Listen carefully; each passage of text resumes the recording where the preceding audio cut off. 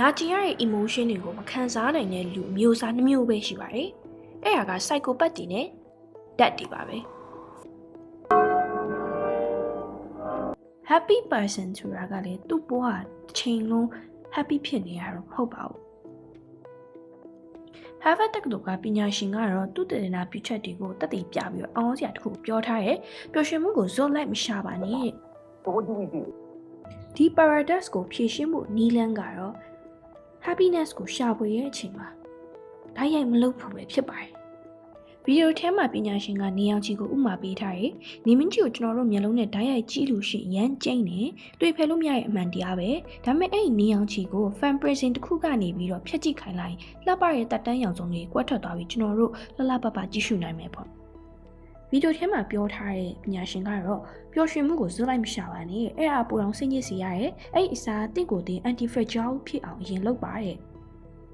so anti fragile ဆိုတာဘာလဲဒီ anti fragile ဆိုတဲ့စကားကိုစပြီးပြောခဲ့တဲ့သူကဒီ Nicholas Taleb ပဲဖြစ်တယ်ပေါ့နော်သူက Wall Street ရဲ့ former trader တယောက်လည်းဖြစ်ပြီးစီးရင်ပညာရှင်လည်းဖြစ်တယ်သူက Black Swan ဆိုတဲ့စာအုပ်ကိုရေးခဲ့ပြီးရန်နာမည်ကြော်ကြားခဲ့ရဲ့အဲ့ Black Swan က film adaptation တွေပါရှိပြီးတော်တော်ကိုကြော်ကြားခဲ့တဲ့ဥစ္စာပေါ့နော်သူ့ရဲ့ concept ကတော့လောကကြီးမှာဘာတွေဖြစ်လာမလဲဆိုတော့ကြိုတင်ခန့်မှန်းဖို့ကြိုးစားနေတာလက်ကားပဲအဓိပ္ပာယ်မရှိဘူးဘာဖြစ်လို့လဲဆိုတော့မရေရာမှုတွေကဘယ်တော့မှပျောက်သွားမှာမဟုတ်လို့ပါပဲဒါကြောင့်ကျွန်တော်တို့လုပ်နိုင်တဲ့တစ်ခုတည်းသောအရာကဘလို့ကတ်ဆိုးမျိုးပဲရောက်လာလားပြူလဲမသွားစေမဲ့ပုံမတန်မာလာစေမဲ့ anti fragile စနစ်တစ်ခုကိုကိုယ်စိတ်ထဲမှာကြိုတင်တိစောက်ထားဖို့ပဲဖြစ်ပါတယ်တဲ့Taleb ကလောကမှာရှိတဲ့အရာကို၃မျိုးခွဲပြီးတော့ system ဖော်ပြထားတယ်ပထမတစ်ခုက fragile ကျိုးပဲ့လွယ်တာအဲ့ဒါဒီဖန်ခွက်လိုမျိုးပေါ့ဖိအားတစ်ခုဒါမှမဟုတ် force တစ်ခုကပေးလိုက်တဲ့အချိန်မှာတစားကြီးကြေမွသွားတယ်ဒုတိယတစ်ခုကတော့ resilient နဲ့ကြက်ကြက်ခံနိုင်တာတဲ့သူကကြောက်ခဲလိုမျိုးပုံစံမျိုးပေါ့နော်ဘာပုံတံမှမပြတ်ပဲခံနိုင်ရှိတယ်Nelson Mandela ကဒီထက်ကောင်းတဲ့အဆင့်ရှိသေးတယ်လို့လည်းပြောတယ်ပေါ့နော်ဒါကတော့ anti fragile ပါပေါ့နော်ဒါက PR တွေဒဏ်ရာတွေအကျက်တဲရလာလေအရင်ကတည်းကပို့ပြီးတော့တန်မာပြီးတော့ပုံမကြီးထွားလာတဲ့သဘောပါကျွန်တော်တို့ဒီပုံမှာကြည့်မယ်ဆိုလို့ရှိရင်သူက fragile မှာပေါ့နော်လူတစ်ယောက်ကိုအပေါ်ကနေပြီးတော့ဓာတ်ဆွဲထားတဲ့ဥစ္စာကိုပြတယ်အဲ့ဓာတ်ကိုဆွဲထားတဲ့ကျိုးပြတ်သွားရင်ဒါဒီလူသိနိုင်တယ်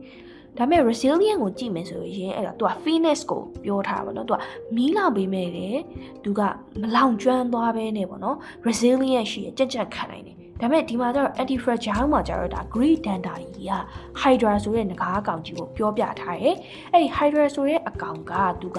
ခေါင်းတစ်ကောင်ကိုဖြတ်လိုက်တာနဲ့နောက်ထပ်ခေါင်းကြီးထပ်ပေါ်လာတာဒါမှမဟုတ်ရင်နှစ်ခေါင်းထပ်ပေါ်လာတယ်အဲ့လိုမျိုးအကောင်ပေါ့နော် Danta ကြီးက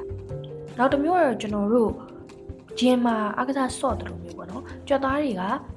အားပေးလိုက်တဲ့အချိန်မှာစုပ်ပြဲသွားတယ်ပြီးတော့ပြန်လဲrecover လုပ်ပြီးပုံမူတန်မားရဲ့ကြွက်သားဖြစ်လာတယ်ပြီးဘောလုံးကိုလည်းသူဥမာပေးပေါ့နော်ကျွန်တော်တို့ပြစ်ချလိုက်တဲ့အချိန်မှာဘောလုံးကပြန်ပြီးတော့တုံ့ပြန်တယ်ပုံရောင်ပြန်ကန်လာတယ်ပေါ့နော်ဒါ anti fragile system တွေပါပဲတဲ့အခုချိန်မှာကျွန်တော်တို့တွေကြုံတွေ့နေရတယ်ပေါ့နော်ပြဿနာတွေအခြေအနေတွေစိတ်ဖိစီးမှုတွေမြေယာမှုတွေအခက်အခဲတွေကနေတိုင်းရှိနေမှာတကယ်လို့ကျွန်တော်တို့က fragile ဖြစ်နေမယ်ဆိုလို့ရှိရင်ဒီလိုဖိအားတွေအောက်မှာပဲပြိုလဲပျက်စီးသွားကြပါလိမ့်မယ်သိပ္ပံပညာမှာ post traumatic growth PTG လို့ခေါ်တဲ့ user တစ်ခုရှိရယ်လူတွေကပြင်းထန်တဲ့စိတ်ဒဏ်ရာတွေကြက်တဲတွေကိုကြော်ဖြတ်ပြီးတဲ့အခါအရင်ကထပ်ပိုပြီးရစ်ကျက်လာတဲ့တွေးကောပိုရဲရင်လာရဲဆိုတာသက်သေပြထားတာပါလောကကြီးမှာ learn to fail or fail to learn ကြာရှုံးမှုကနေသင်ယူမလားမသင်ယူပဲအမြဲကြာရှုံးနေမလားအဲ့ဒါကကျွန်တော်တို့တွေကိုယ်တိုင်ရွေးချယ်လို့ရတဲ့ຢာတွေပါ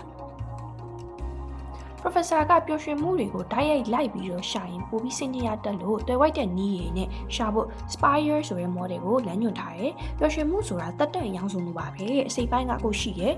S က spiritual ဝိညာဉ်ရေးရပါတော့။ကိုလုံနေတဲ့အလုံးမှာဝင်ငွေတွေမကဘဲနဲ့ calling လို့ခေါ်တဲ့အတိတ်ပဲရွေရွယ်ချက်ရှိလှုပ်ဆောင်ခြင်း။ P physical ရုပ်ပိုင်းဆိုင်ရာပေါ့ခန္ဓာကိုယ်ကျန်းမာအောင်လေ့ကျင့်ခန်းလုပ်ပြီးအိပ်စက်ခြင်းနဲ့အနားယူခြင်း။ I intellectual ဉာဏ်ပညာကိုစိတ်ဝင်စားတဲ့အရာတစ်ခုကိုအပေါ်ယံနေမဟုတ်ဘဲနဲ့တိတိကျကျအချိန်ပေးပြီးနည်းနည်းလေ့လာခြင်း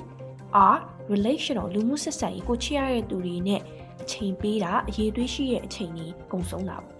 E emotional စိတ်ခံစားမှုစိတ်ညစ်စရာတွေကိုဇွတ်မအောင်ထားပဲလက်ခံပေးတာဘဝမှာရှိတဲ့အရာတွေကိုကျေးဇူးတင်တတ်တဲ့စိတ်ဝင်မြူရာကြီးစတာတွေပဲဖြစ်ပါတယ်